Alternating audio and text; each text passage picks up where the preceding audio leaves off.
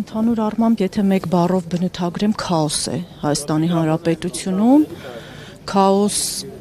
բոլոր առումներով։ Երևի երկրում աշխարհում չկա այսպիսի մի երկիր, որը կոնկրետ կենտրոնացած լինի հոգևորականների վրա, ոտնատակ տալով ամեն մի սրբություն։ Կրոնը, որ ամբողջ երկրով մեկ բոլոր ազգերը պաշտել են իրենց կրոնը, հիմա տեսնում ենք մի անհավանական բան, որ այս իշխանություն կոչվածը ոտնատակ է տալիս անգամ կրոնը։ Ցավալի երևույթ է այս մեր ազգի համար, որովհետև այս ինչ կատարվում է, այս հոգեբանորեն ազդում է յուրաքանչյուրիս վրա։ Այս կոնկրետ ես այս հոգեվիճակի մեջ կորցրել եմ իմ որդուն, կորցրել եմ Արցախը եւ հիմա կորցնում ենք մեր քրիստոնեությունը, մեր կրոնը։ Չգիտեմ, ամեն դեպքում նորմալ հայի համար սա աննորմալ երևույթ է, քաոսը մեր երկրում տիրում իրականում եւ արդեն 4-րդ հոգեվորականը ու ցավոք սրտի պետք է նշեմ, որ այս դատավորը, ով այսօր արդեն կալանքի որոշում կկայացնի, իհարկե դրական չի լինի, բացասական արդեն 4-րդ հոգևորականին, եթե չեմ սխալվում, ինքն է կալանքի որոշում տալիս կամ 3-րդ, բայց ընդդիմադիր դաշտում շատ են նրա կալանքները, որոնցից նաև իմ ամուսինն է եղել, որ այժմ կալանքի տակ է, չգիտեմ, մի խոսքով շատ վատ իրավիճակ է մեր հանրապետությունում։ Տիկին Գալյան, ինչպես եք տեսնում այս իրավիճակից դուրս գալը, ինչու մարդիկ ժողովուրդը չի համախմբվում, արդյոք սպասել են մինչև 26 թվականի ընտրությունները։ Ուրեմն մարդիկ երևի թե իմ կարծիքով վախեցած են, որովհետև ինչ որ տեղի անտեղի գործեր են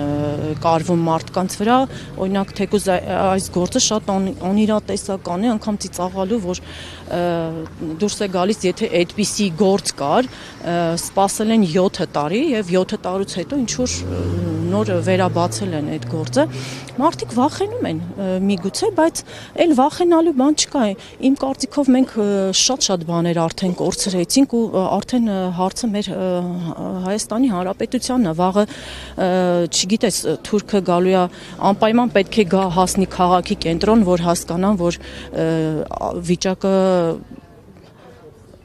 լարված է կամ չգիտեմ արդեն վերջն է, այս ամեն օրհասական վիճակի ենք հասնում։ Չգիտեմ, ես չեմ կարող հասկանամ,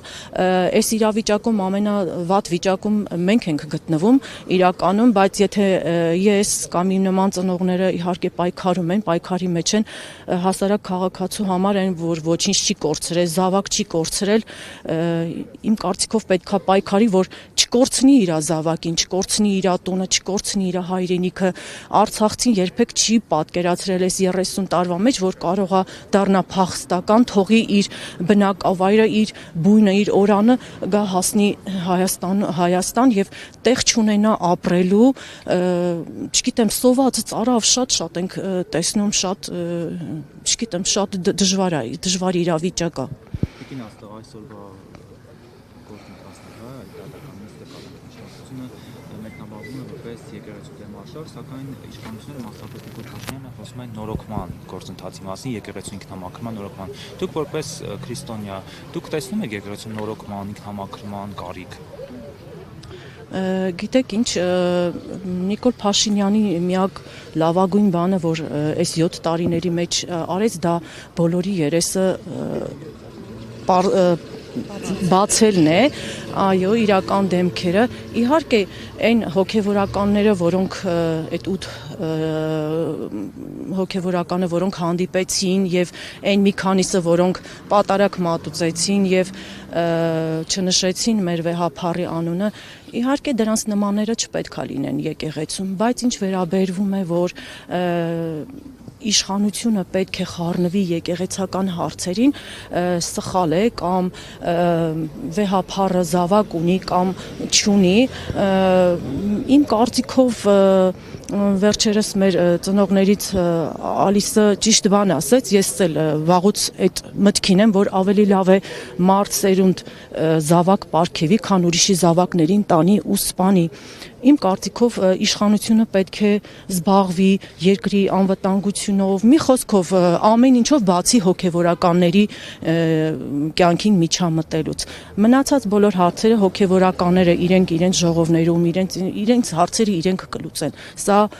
մաքրել չի, սա չգիտեմ, թշնամացնել է ավելի շատ մարդկանց հոգևորականներին եւ ընդհանրապես ազգին մեկը մյուսին։